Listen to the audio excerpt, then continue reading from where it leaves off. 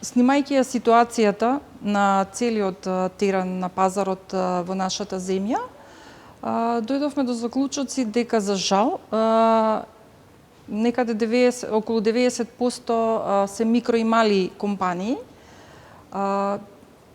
Пристапот до финансирање некаде околу 75% го гледаат во конзервативните начини на финансирање, пред се, значи, од сопствени средства, не знам, акумулирана добивка, заеми од семејството, потоа многу помал дел од комерцијалните банки и многу мал, дури незабележителен процент, некаде околу 2% од финансирање од алтернативни извори.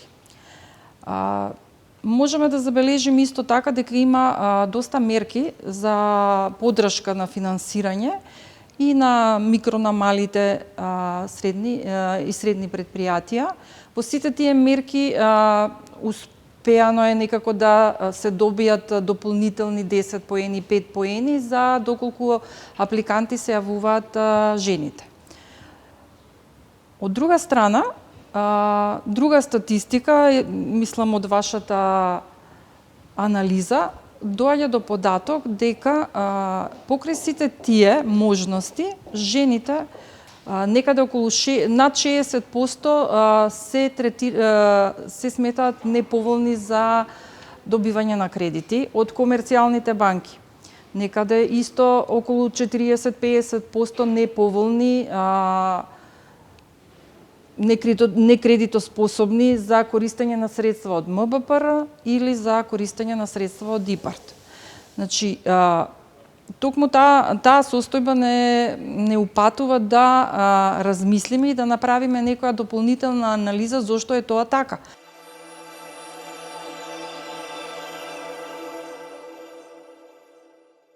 Жените не ги исполнуваат условите затоа што, например, немаат имот на свое име, не можат да обезбедат хипотека или друг начин на обезбедување за да би биле кредитоспособни и прифатени за финансирање.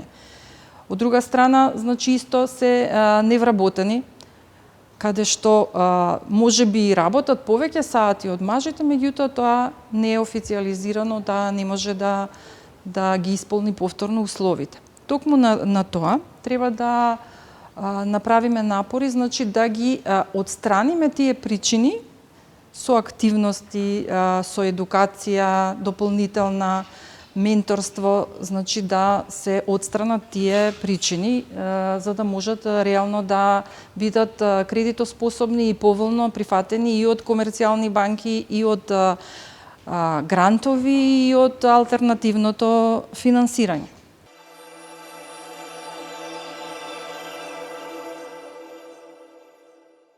Снимајќи ја ситуацијата на терен, дојдовме до заклучок дека навистина има мерки кои што овозможуваат, например, за самовработување. Значи, доколку еден се самовработува, се добиваат 5000 евра, доколку се двајца 10.000 евра.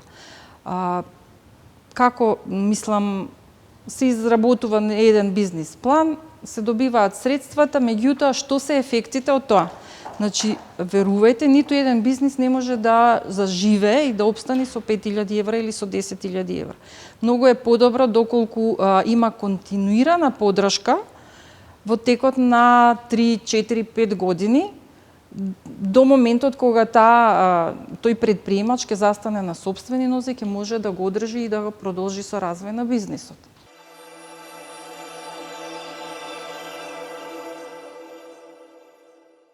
Многу е битно да се направи некој систем на евалуирање, каде што точно ќе се измерат, ќе се изанализираат и ќе се измерат ефектите од сите тие добиени и поделени средства, како грантови. Затоа што, верувајте, значи, владее и мислење дека да, ќе направиме еден бизнис план, како така ќе издржиме 2 или 5 години и потоа ја затвараат фирмата. Значи, нема никаков ефект.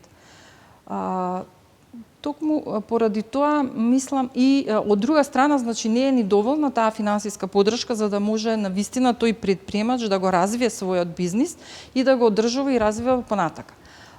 Токму поради тоа мислам дека треба да се работи и на менторството, значи да добиваат континуирана менторска подршка.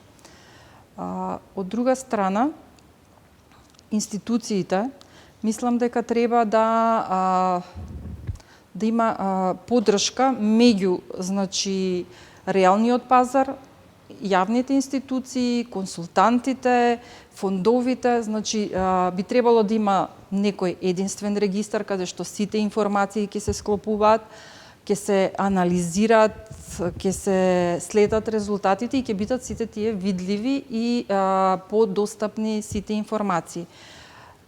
Мислам, слушнавме сега и на излагањето дека од некои мерки точно за женско предприемништво не биле искористени средствата со години и затоа се откажува мерката. Значи, мислам, тоа е недозволиво. Исто така и за ИПАР. Значи, имаме забелешка дека не се искористени средствата од ИПАР. А од друга страна, значи, има повторно од искуство на теренот, значи има одлични идеи, има предприемачи кои се решени да работат, значи треба да се поддржат. Не може, например, за таа мерка за женско предприемништво. Треба да се видат причините зашто тие средства со години не се искористуваат. А од друга страна има заинтересирани за користење на тие средства, меѓутоа не ги исполнуваат условите. Треба да се види дали тие услови што се поставени се реално и реално одговараат на пазарот или се некои измислени кои што не може никој да ги оствари. И од друга страна мислам дека треба да го надминеме размислувањето дека женското предприемништво треба да се сврста во социјално предприемништво или на ранливи категории. Значи, треба да го кренеме на повисоко ниво, каде што поуспешни, попрофитабилни бизниси ќе успеат да ги вработат и тие ранливите категории.